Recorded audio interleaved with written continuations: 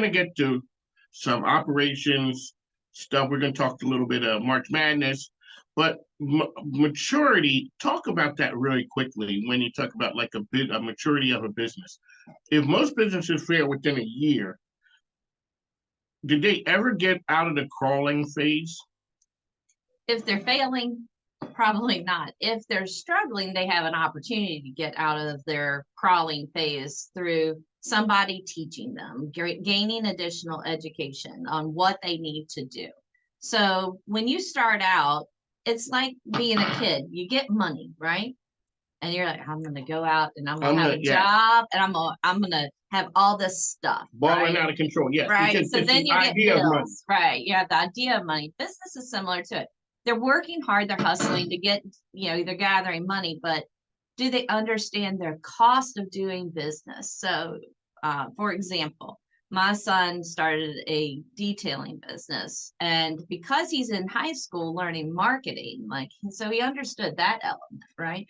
Then he had to start understanding, and thank goodness there's YouTube and other things to, out there to help us convey this information to small, young business owners is, how much does it cost him to wash a car? How much in his materials and his equipment? So he started with that. Well, that's great. Those are direct costs.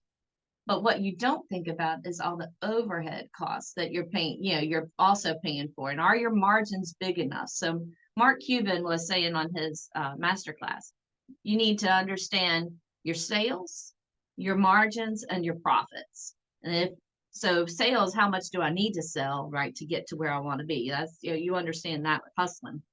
Margins, if you don't set your margins to include your operating costs, those non-tangibles that don't directly go to fulfilling a service, you're not going to make enough profit to cover. And so what it is young businesses end up having money in the right pocket, bills in the left pocket. If I have enough money to pay my bills, I'm successful. Well, you're breaking even, right? So you have a job, basically, not a business. And so they can learn how to go through those maturity curves with additional assistance. And that's what Orgomic's here to help by giving training sessions and breaking things down through, open discussions with clients or one-on-one support. But then there are also places that I engage in with like Empower People. So their whole point of Empower People is to also give that education to small businesses and up and comers. So we're starting with Orgomic. We're starting to reach out to our high school kids. So Mike King, Stacie is here, Orgomic Solutions. So your son is like a lot of people. The marketing sales side is the sexy side. Mm-hmm. It is. They like that. Man, that is sexy. We can do it all day. He hates the work side. That other side of it, it's like the paperwork, man. That's the adulting. That's the side that it's tedious. It's all those things. I got money in the left pocket. Mm-hmm. I'm balling. I got more money in the left pocket than the right pocket.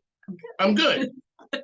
So what you're saying is, that's just a job. That is not a recipe for success. You can't sustain, duplicate, replicate, and go beyond you. So that's the question. If you are the one doing all that hustling, and you got a small business, if you leave that business, does that business shut down, or have you built a business that can sustain past you? We were talking about basketball, right? Yes. So you can get a hot player and be one or two players on your team, but in 4 years, can your team continue to go and compete at the NCAA level? We have to continually get that player, right, and put a system in to it. Ladies and gentlemen, you've said there we go. Because if I didn't get that right, this is what we would hear. Yes, crashing and burning. We can only live. That's what happened with basketball with the one and done. Mm-hmm. We don't have a chance to. Everyone comes in, they play a year, and they leave.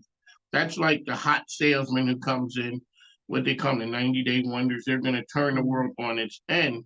And what happens is they don't listen to the system because the system isn't strong enough. Mm-hmm. We have to put that in place. And that's what you guys do. Help organizations see the real need for systems. Right. Championship teams that are constantly there, have a system. They're not shooting from the hip. Right. So that's where you have, and one of the things that I see a consistency in is like Duke. Duke had Coach K for so long. And that is a consistent message. It's a consistent system that runs, and it's matured, right? Mm-hmm.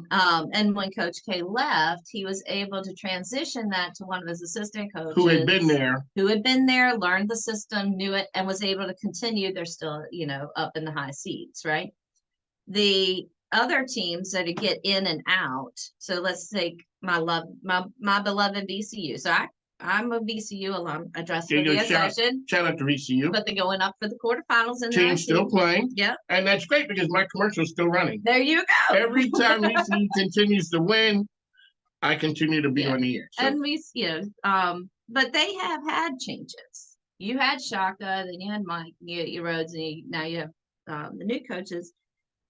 But every time they come in, they play a little bit different system. So the rebuilding and that continuity doesn't necessarily stay. VCU can come, can still yield good play, strong players, and they can develop them. There are wonderful things that are going on with the VCU system with how they're helping to cultivate young talent in high schools and the, younger up and comers. But you don't see them every year in a seed that is consistent. Right? No, you don't. You can't, because so now when one coach leaves, he takes his system, the next coach comes in. Like you said, it's the Duke program, it's the Miami Heat culture, it's the Heat way. Mm-hmm. Because we understand there's a certain thing that's said about stability. You tell me a child walks, he crawls. Mm-hmm. He doesn't go from crawling to running. Right. They get that point where they stand up and they look around and there's just like bobbing back and wobble. Yes. Take a couple of steps and realize, what did I just do? That's the business owner. Yeah. And so that's where that maturity level starts to come into play. It is just continually growing through the fundamentals, similar to a player. So we were talking about Iverson and Steph Curry. And I'm from Philly. So when he's going on the practice rant. Right. But then you see Steph Curry shooting shot after shot. Practice shots are like, how many shots does he take in practice? Right. And then hundreds of thousands. Right. And how many is he taking in a game? Tens of thousands in his career. And that's the one thing I see is the high school kids emulate that stuff. Like they want to be those kids, those players. But what they haven't figured out is what it takes to be one of those players. So the more that sports, in my opinion, can share that type of information that Steph's making hundreds of thousands of shots or, and that these kids now, you need to get in